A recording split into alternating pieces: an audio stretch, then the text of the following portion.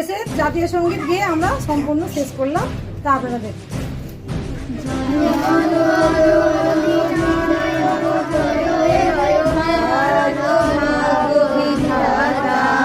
Punjab